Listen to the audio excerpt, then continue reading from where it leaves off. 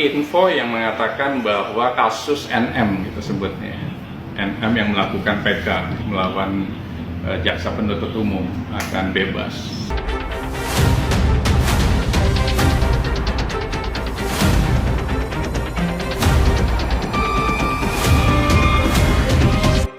Kantor Wilayah Pemasyarakatan, Kanwilpas, DKI melakukan sidak kamar rumah tahanan, Rutan, Pondok Bambu yang dihuni oleh Nikita Mirzani, Kamis, 30 Juli 2026, malam.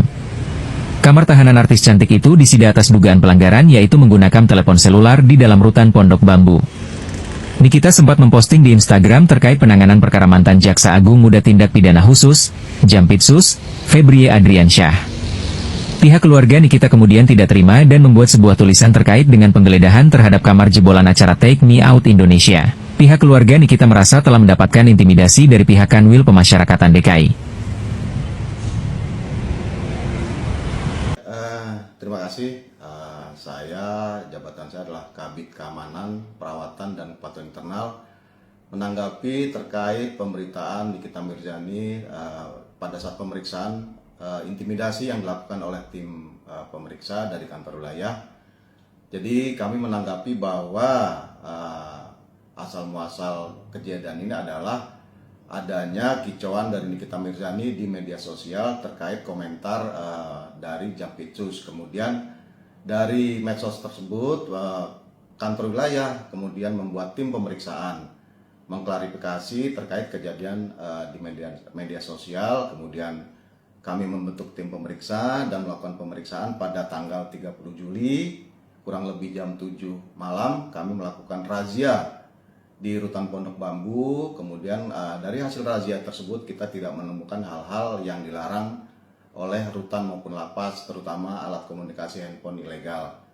Kemudian setelah melakukan razia, kami melakukan pemeriksaan terhadap Nikita Mirzani untuk mengklarifikasi atau mengkonfirmasi terkait pemberitaan di media sosial atas kicauan daripada Nikita Mirzani. Jadi keterangan yang kami peroleh bahwa Nikita Mirzani mengomentari media sosial adalah dari admin medsos yang dimiliki oleh Nikita Mirzani yang disampaikan melalui alat komunikasi yang legal, Wartel Suspas. Jadi dari Wartel Suspas tersebut, Nikita Mirzani memberikan informasi kepada admin media sosial yang dimiliki oleh Nikita Mirzani. Demikian. Dalam proses pemeriksaan yang disampaikan tidak ada intimidasi, semuanya dilakukan sesuai dengan prosedur SOP. Tidak mungkin logikanya karena Nikita Mirzani sendiri merupakan salah satu duta layanan untuk Wartel Suspas di Rutan Pondok Bambu. Jadi Nikita yang sudah ditampilkan juga di media sosial resmi di Pondok Bambu, Rutan Pondok Bambu, Nikita adalah duta layanan yang mempublikasikan terkait layanan Wartel Suspas. Jadi tidak mungkin kami mengintimidasi yang bersangkutan terkait penggunaan alat komunikasi. Wartel Suspas adalah warung telekomunikasi pemasyarakatan. Jadi alat komunikasi yang legal yang memang resmi digunakan oleh warga binaan untuk melakukan komunikasi kepada keluarga ataupun handetolan daripada warga binaan yang bersangkutan. Info yang mengatakan bahwa kasus NM gitu sebutnya, NM yang melakukan PK melawan jaksa penuntut umum akan bebas. Secara hukum acara itu, hukum acara kita kan menganut hukum acara yang dari Belanda nih, wetboeknya yang sama dengan Belanda dan Perancis juga. Sepanjang PK tersebut di-approve oleh majelis hakim, mungkin bisa, tapi kan putusannya belum muncul. Tapi secara logika hukum, namanya hukum kan harus ada logika juga nih. Logika hukum tiba-tiba terdakwa kan sudah terpidana. Terdakwa sudah ini terpidana kan lagi menjalani di lapas Pondok Bambu. Mengatakan akan bebas, harus terpenuhi unsur-unsurnya gitu. Karena PK itu sidang seperti di pengadilan negeri yang pertama. Sidang terbuka. Kalau banding dan kasasi itu kan sidang tertutup gitu, yang dihadiri oleh majelis hakim dan panitera saja, ada berkas di depan kira-kira gitu. Pada saat PK itu sidang, jadi nanti akan disidangkan tidak lama. Pertama permohonan PK atau kita sebut memori PK dari terpidana, kemudian dibalas oleh JPU, itu namanya kontra memori PK. Sidangnya itu kemudian ada saksi, udah selesai. Tapi yang memutus bukan hakim pengadilan negeri yang mengadili, tapi hakim agung yang ada di Mahkamah Agung yang di Medan Merdeka, Gedung Medan Merdeka Utara Mahkamah Agung. Jadi betul, salah satu alasannya adalah kehilafan hakim. Harus dijabarkan hilafnya di mana. Kemudian ada penerapan pasal yang salah. Pasal yang mana yang salah gitu lah. Kemudian sebenarnya ada satu lagi yang paling penting adalah novum. Novum itu adalah bukti baru.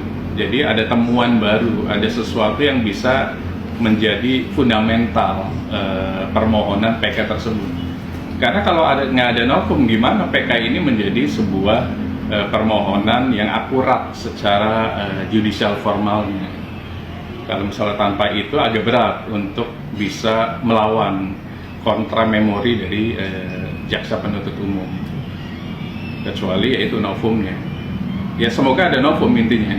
Kalaupun ada novum pun belum berarti langsung bebas, karena putusan PK mayoritas itu tidak melampaui atau ultra petita atau ultra petitum dari putusan yang terakhir. Jadi biasanya sama atau di bawahnya.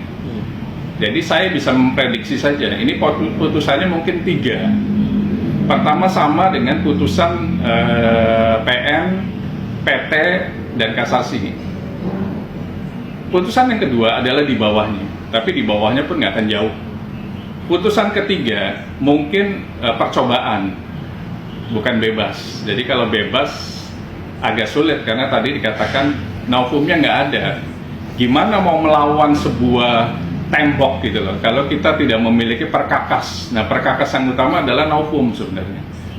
Ya, apakah ada novum atau tidak ada novum, itulah sebenarnya fundamentalnya. Tapi kenapa mengajukan nggak ada novum? Kan sayang gitu maksudnya. Karena beberapa kasus yang kami tangani, kasus-kasus tipikor misalnya, tetap ada novum. Setnov pun ada novum, Mas Anas pun ada novum. Jadi tidak bisa koridornya adalah kehilafan hakim atau penerapan pasal. Yang penting apa yang harus diajukan gitu kan. Nah, yang diajukan itu adalah novum secara hukum. Kalau tanpa itu agak berat sih hakim PN meneruskan putusannya ke hakim Mahkamah Agung yang kita sebut hakim agung. Biasanya kalau tanpa novum biasanya ya, karena ini kan jurisprudensi, biasanya adalah menyamakan putusan. Bang, jikalau nanti PK Niki ditolak, tim kuasa hukum Niki berhak juga kan mengajukan PK 2, PK 3. Gimana? Itu prosedurnya kan begitu? Di MK sudah nggak bisa lagi. PK itu sudah sekali saja. Dulu memang boleh berkali-kali, tapi nanti tidak berkekuatan hukum tetap terus gitu. Kalau boleh berkali-kali, logikanya kan ke sana. Jadi sekarang Mahkamah Konstitusi sudah memutuskan bahwa PK pidana dan atau perdata itu hanya sekali. Jadi kalau nanti sudah ditolak, ya sudah terima nasib hasil dari MA gitu Bang, bisa bilang, dan Niki fokus di dalam. Fokus di dalam. Untuk apa? Untuk permohonan remisi. Remisi itu ada 3. Remisi umum, remisi khusus, dan remisi tertentu. Berbuat baik di dalam, kan mungkin tahulah cara berbuat baiknya kan, supaya pengurangan remisinya bisa banyak gitu. Kemudian membayar uang denda, itu salah satu remisi akan dikabulkan. Kalau misal uang denda, uang pengganti tidak dibayarkan, biasanya akan sama. Kayak Angelina Sonda kan harusnya membayar tuh, dia nggak membayar. Berarti nanti keluarnya pun sama sesuai putusan yang terakhir. Putusan yang terakhir berarti apakah kasasi atau PK. Jadi ibaratnya Niki fokus saja di dalam, terus menikmati dan ibaratnya bisa dibilang Ya tunggu yang seperti abang bilang, tunggu remisi berkelakuan baik, Iya. itu kan dinilai kan bang. Akan dinilai oleh KPLP dan Kalapas. Udah, siap. Bang. Terima.